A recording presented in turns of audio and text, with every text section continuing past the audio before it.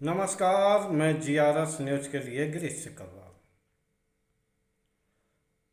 कल लखनऊ में भारतीय जनता पार्टी कार्य समिति की बैठक हुई।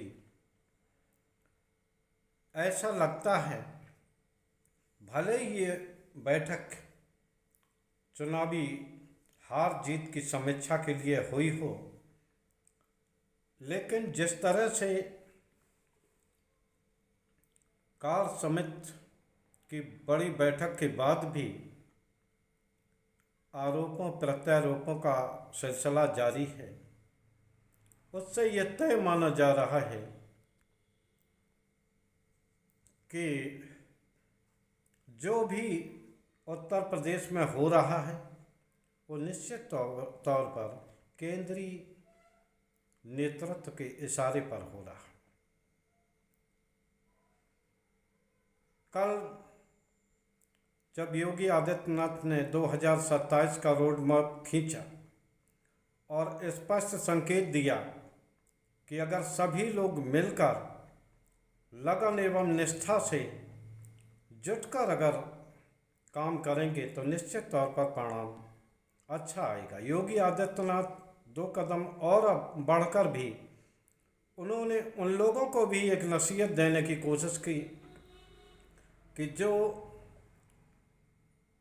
योगी सरकार को अस्थिर करके और अपना भविष्य खोज रही है। उन्होंने साफ कहा कि अगर सरकार है तो मेयर है, सरकार है तो जिला पंचायत अध्यक्ष है, ब्लॉक प्रमुख है, पार्षद है। यानी उन्होंने ये संकेत देने की कोशिश की कि अगर प्रदेश में सरकार मजबूत होगी तो ही ये विभिन्न पदों पर पार्टी के लोग चुनकर आ पाएंगे। लेकिन लगता है कि पार्टी कार्यकर्ताओं ने या यूं कहिए कि गुटबाजों ने उनकी बात को कोई खास तवज्जो नहीं दिया। 10 सीटों के उपचुनाव की बात है, जहां की केवल भारतीय जनता पार्टी की 3 सीटें ही थी और 2 सीट एक रालोद और 1 सीट निषाद पार्टी की थी। लेकिन जिस प्रकार 10 सीटों में सबसे पहले तो जो दल हैं सहयोगी वो अपनी अपनी सीटें मांगने की लिए दबाव बना रहे हैं और इधर केंद्रीय नेतृत्व पार्टी नेतृत्व ये चाहता है कि निश्चित तौर पर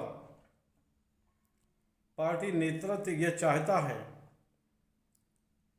कि 10 सीटें देकर योगी आदित्यनाथ को उपचुनाव के लिए जिम्मेदार बनाकर उनकी कुर्सी बदल दी जाए। आप सभी लोग जानते हैं कि जब मोदी का चरम काल रहा और ये वो सीटें हैं जो विपक्ष के पास लंबे समय से रही है। कुदर की सीट में करीब 50-60% केवल मुस्लिम वोट हैं। वहाँ के लिए भारतीय जनता पार्टी ये स्कीम बना रही है, वहाँ किसी मुस्लिम प्रत्याशी को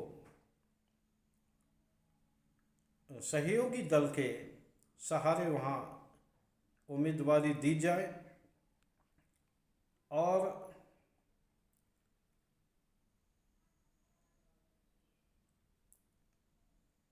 अन्य सीटों पर मजबूती से चुनाव लड़के एक संकेत दिया जाए। लेकिन 10 सीटें जब मोदी के शीर्षकाल में पार्टी जीतने में सफल नहीं हुई तो किस प्रकार लक्ष्य तय करने के लिए तो 10 सीटें अच्छी दिखाई देती हैं कि कार्यकर्ताओं को 10 सीटों का लक्ष्य दिया जाएगा। लेकिन अगर ये सभी सीटें जीतने के लिए अगर दबाव सा बनाया जाएगा तो निश्चित तौर पर उपचुनाव में न सिर्फ प्रशासनिक दबाव, जिस प्रकार आप सभी लोगों ने देखा होगा किस प्रकार उपचुनाव में आजमगढ़ और रामपुर की भी सीट भारतीय जनता पार्टी ने कब्जा कर ली थी। मैं इसके उसमें नहीं जाऊंगा, नहीं तो ये ब्लॉग बहुत विस्तृत हो जाएगा, क्योंकि किस तरह से वोटों का हेर फेर करके एक वर्ग और जात विशेष के वोटों को मतदाता सूची से गायब करके और उन पर वोट न डालने के लिए दबाव बनाने जैसी घटनाएं भी इन्हीं दो जगह हुई थी और भारतीय जनता पार्टी चुनाव जीतने में सफल हुई थी। लेकिन इस बार जब आम चुनाव हुआ तो दोनों सीटें समाजवादी पार्टी जीत कर आई। तो निश्चित तौर पर ये बताने के लिए काफ़ी है कि उस समय भी ये जो विपक्षी 5 समाजवादी पार्टी की सीटें हैं, ये जीतने में भारतीय जनता पार्टी कभी सफल नहीं हुई। तो आज आखिर किस प्रकार से योगी आदित्यनाथ को 10 सीटें जीतने के लिए दबाव बनाया जा रहा है। अगर केंद्रीय नेतृत्व तो उन्हें हटाना चाहता है तो आसानी से उन्हें हटाया जा सकता है, इसमें बहाना बनाने की कोई आवश्यकता नहीं है। लेकिन ये भी याद रखने की ज़रूरत है कि जब जब केंद्रीय नेतृत्व और प्रदेश नेतृत्व जो मजबूत रहा है उसके मध्य लड़ाई हुई है, तो निश्चित तौर पर अंततः नुकसान पार्टी को ही हुआ है। अभी कुछ लोग ये सलाह देंगे कि मध्य प्रदेश और राजस्थान और छत्तीसगढ़ में बड़ी आसानी से मुख्यमंत्रियों के फेस को बदल दिया गया।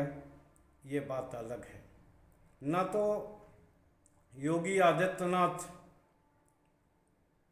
मध्य प्रदेश और छत्तीसगढ़ राजस्थान ऐसे प्रांत के मुख्यमंत्री हैं और न ही उनका वो कद है जो कि अभी जो मुख्यमंत्री जो बनाए गए हैं, जिनको कि पूरा प्रदेश की तो बात आप छोड़ दीजिए, उनकी विधानसभा के आसपास की जो विधानसभाओं में भी कोई उनकी ज़्यादा औकात नहीं है और ना ही वो कुछ खास असर रखते हैं। लेकिन जिस प्रकार शिवराज को हटा दिया गया, राजस्थान में वसुंधरा राजे को साइडलाइन किया गया, रमन सिंह को सेंट आउट किया गया, उसी प्रकार अगर कोई ये चाहता है कि योगी आदित्यनाथ को भी आसानी से हटा दिया जाएगा तो शायद केंद्रीय नेतृत्व बहुत बड़ी गलती करने जा रहा है। क्योंकि योगी आदित्यनाथ ने आखिर किया क्या है? जो भी केंद्र की योजनाएं उनको अपने यहाँ लागू कराया और रहा लोकसभा के चुनाव में हारने का प्रश्न, तो यहाँ आप ये बता दीजिए कि जब टिकट से लेके प्रचार तक की सब व्यवस्था गुजरात लॉबी के अंडर में थी, यहाँ तक कि योगी आदित्यनाथ को बैठक में भी जिसमें कि टिकट तय होने थे, जब बुलाया नहीं गया, तो आखिर इस चुनावी हार के लिए योगी आदित्यनाथ किस प्रकार जिम्मेदार ठहराए जा सकते हैं। अभी उपचुनाव की बात है। उपचुनाव में ये जरूर है कि जो एनडीए की सीटें 5 रही हैं तो 3 पर तो जवाबदारी बन सकती है, क्योंकि जो भाजपा की सीटें रहीं वो कम से कम भारतीय जनता पार्टी उपचुनाव में अपने पास रखे। लेकिन जो सहयोगी दल हैं, अगर उनको सीटें देनी पड़ती हैं और वो अगर अपने मनपसंद या अपने पार्टी का कैंडिडेट लड़ाते हैं, तो निश्चित तौर पर इसके लिए भी योगी आदित्यनाथ को जिम्मेदार नहीं ठहराना चाहिए। क्योंकि अभी आपने देखा होगा निषाद पार्टी के अध्यक्ष संजय निषाद का बेटा खुद चुनाव हारा और इधर ओम प्रकाश राजभर का बेटा भी लोकसभा चुनाव हारा है। तो आखिर इनके लिए योगी आदित्यनाथ को जिम्मेदार किस प्रकार ठहराया जा सकता है। खैर, ये भारतीय जनता पार्टी के अंदर की बात है, लेकिन एक राजनीतिक समझदारी के नाते मैं बताना चाहता हूँ कि अगर केंद्रीय नेतृत्व और मजबूत प्रदेश छत्रप की ये लड़ाई होती है तो परिणाम क्या रहता है, भारतीय जनता पार्टी को अच्छे से पता होना चाहिए। क्योंकि अटल जी और कल्याण सिंह के बीच में जब सब कुछ ठीक नहीं हुआ था तो पार्टी किस स्थिति में आ गई थी,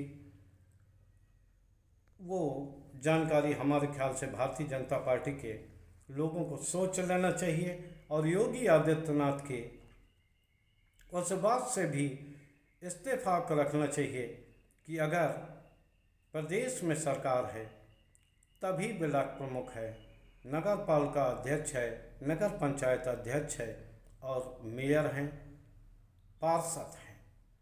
आज के ब्लॉक में इतना ही। जय हिंद, जय भारत।